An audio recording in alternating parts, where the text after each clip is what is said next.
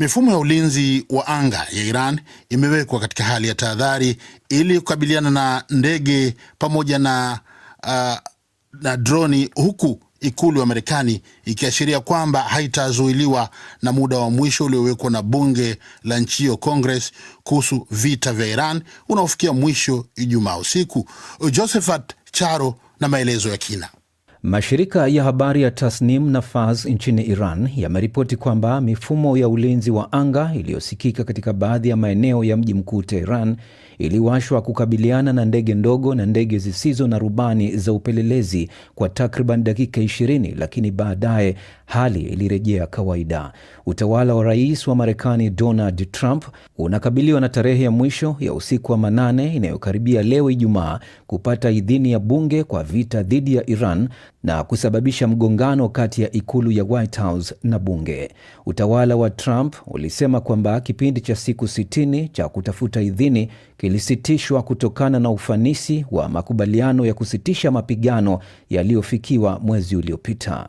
Mapema Alhamisi, kiongozi mkuu wa Iran Mojtaba Khamenei alitangaza kwamba Marekani ilikuwa imeshindwa vibaya katika vita hivyo, huku akipuuzilia mbali onyo la Trump kwamba vizuizi vya majini vya Marekani vinavyoathiri uchumi wa Tehran vinaweza kuendelea kutekelezwa kwa miezi ijayo. Bei ya mafuta imepanda kwa kiwango cha juu katika kipindi cha miaka 4 kisha ikashuka kidogo kabla ya kiongozi mkuu wa Iran Mojtaba Khamenei kutoa taarifa iliyosomwa kwenye televisheni ya serikali ikitangaza kwamba Iran sasa iko katika nafasi ya mbele ya ushawishi katika mgogoro huo. Mojtaba amesema, na hapa tunanukuu, leo miezi 2 baada ya kupelekwa kwa jeshi kubwa zaidi na uchokozi na wanyanyasaji wa dunia katika eneo hilo na kushindwa kwa aibu kwa Marekani katika mipango yake, sura mpya inajitokeza katika Ghuba ya Uajemi na mlango bahari wa Hormuz. Mwisho wa kunukuu. Waziri wa mambo ya nje wa Ufaransa Jean-Noel Barrot amesema hivi leo kwamba muungano mpya unaongozwa na Marekani kufungua tena mlango bahari wa Hormuz ungeipiga jeki na sio kushindana na tume kama hiyo inayoongozwa na Ufaransa na Uingereza. Akizungumza huko Abu Dhabi kufuatia ziara ya kikanda, mwanadiplomasia huyo mkuu wa Ufaransa amesema aliwafahamisha washirika wa Ghuba kuhusu mpango wa Uingereza na Ufaransa ambao sasa ulikuwa katika hatua nzuri ya maendeleo. Wakati huo huo, waziri wa ulinzi wa Israel Katz ametahadharisha inawezekana kwamba hivi karibuni wanaweza kulazimika kuchukua hatua tena dhidi ya Iran ili kufikia malengo yao ya vita. Lakini kamanda wa kikosi cha anga cha walinzi wa mapinduzi wa Iran, Majid Musavi, amesema hata operesheni ya adui fupi na ya kimkakati itakabiliwa kwa mashambulizi yenye uchungu ya muda mrefu na makubwa. Ni taarifa yake Josephat Charo. Idadi ya malori yaliyobeba misaada kuingia Gaza imepungua kwa kiasi kikubwa katika kipindi cha wiki za hivi karibuni. Hatua hiyo inatishia hali ya maisha na afya kwenye kambi za muda. Mashirika ya misaada yametahadharisha juu ya hali inavyozidi kuwa mbaya, sio tu kwa sababu ya uhaba wa chakula, bali pia kutokuwepo usafi katika kambi hizo. Thelma Mwadzaya na anaarifu zaidi.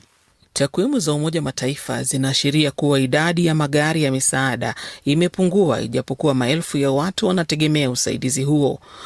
Raid Al-Najjar anatokea Jabalia na aliachwa bila makazi. Aliwapoteza wanawe 4 pale nyumba yake iliposhambuliwa kwa ndege. Mumewe alikatwa mguu. Maafa hayo yamewafanya kuwemo katika hali ya kutegemea misaada kukimu mahitaji yao yote. Najjar anabainisha kuwa msaada huo hautoshi. Kufungwa kwa kivuko kumetuathiri vibaya. Misaada kwa ajili yetu imepungua na pia chakula. Kifurushi cha chakula tunachopokea hakitoshi kukidhi mahitaji ya mwezi mzima, ila hatuna jinsi kwa kuwa tunakihitaji. Tunautegemea msaada kwani hatuna njia nyingine ya mapato. Kwa upande wake, Umoja Mataifa umebainisha kuwa malori ya msaada yanayoingia Gaza yamepungua hadi 60 kwa siku tangu vita na Iran vilipochacha, ikilinganishwa na 95 kabla ya kipindi hicho. Idadi hiyo ni ndogo mno kuweza kutimiza mahitaji ya wakazi wote. Akram Barda ni Palestina ambaye pia aliachwa bila makazi, na anasisitiza kuwa taarifa zinazosambaa kwa kivuko kimefunguliwa kabisa sio za kweli. Vyombo vya habari vinaeleza kuwa vivuko hivyo vimefunguliwa, ila ni porojo tupu.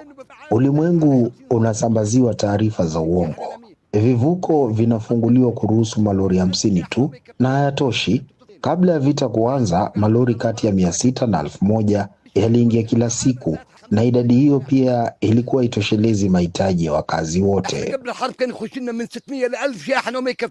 Msemaji wa shirika la msaada la Msalaba Mwekundu Pat Griffiths anasisitiza kuwa hali ni mbaya, kwani msaada unaoingia Gaza hautoshi, na hali halisi ni kuwa uchafu, panya na wadudu vinawaandama wakazi. So let's be clear, not enough humanitarian assistance is entering Gaza. Niweke bayana kwamba msaada wa kibinadamu unaoingia Gaza hautoshi. Bidhaa za matumizi ya msingi ni kidogo. Kwa sasa tunashuhudia janga la uchafu kwenye ukanda wote wa Gaza. Kuna vikwazo vya misaada na hakuna kinachoweza kuingia Gaza. Shirika la Afya la Umoja wa Mataifa WHO linaeleza kuwa zaidi ya visa 17,000 vya watu walioumwa na panya na wadudu vimeripotiwa kati ya wakazi wa Gaza tangu mwanzoni mwa mwaka huu. Hali hii inalitilia mkazo suala la changamoto na hali ngumu inayozidi kuvurugika kambini. DW tunavuma kwa kishindo.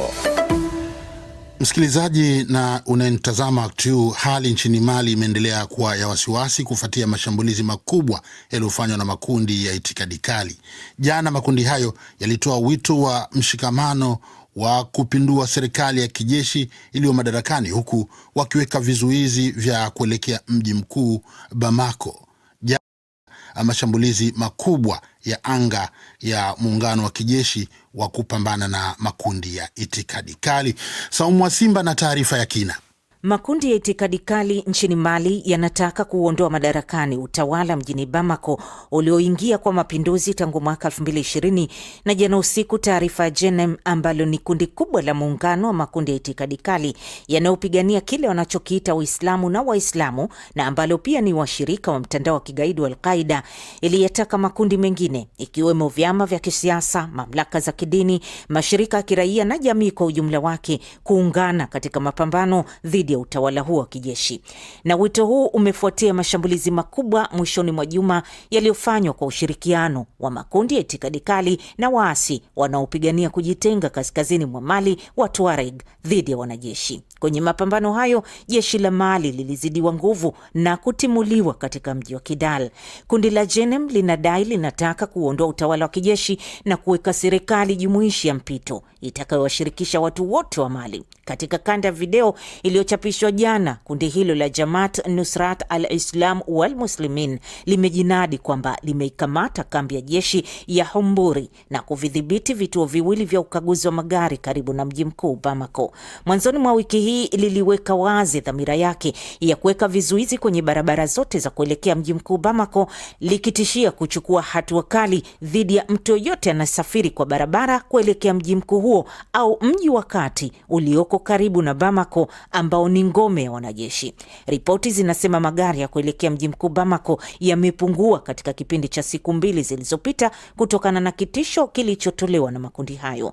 Wasimamizi wa shughuli za usafiri wamesema mamia ya magari ya abiria na mizigo wamekwama katika maeneo ya vituo vya kuelekea Bamako, na hasa katika barabara za kutoka kuelekea Conakry, Abidjan na Dakar, ambayo ni miji ya bandari ya mataifa jirani ambayo ni muhimu sana kwa uchumi wa taifa hilo la Mali ambalo halina bandari. Jana jioni, serikali ya Niger ilisema muungano wa kijeshi dhidi ya makundi ya itikadi kali unaojumuisha Burkina Faso na Mali uliendesha mashambulizi makali ya anga nchini Mali katika maziko ya aliyekuwa waziri wa ulinzi Sadio Kamara aliyeuawa katika mashambulizi ya mwishoni mwa juma yaliyofanyika jana. Viongozi wa utawala wa kijeshi akiwemo waziri mkuu Abdoulaye Maiga walituma ujumbe mkali kwa makundi hayo. Le Mali perd en toi un homme. Mali imepoteza mwanajeshi, kiongozi, alama na mfano wa kuigwa. Wale ambao tayari wanashangilia fikra ya kuporomoka kwa Mali wanajidanganya.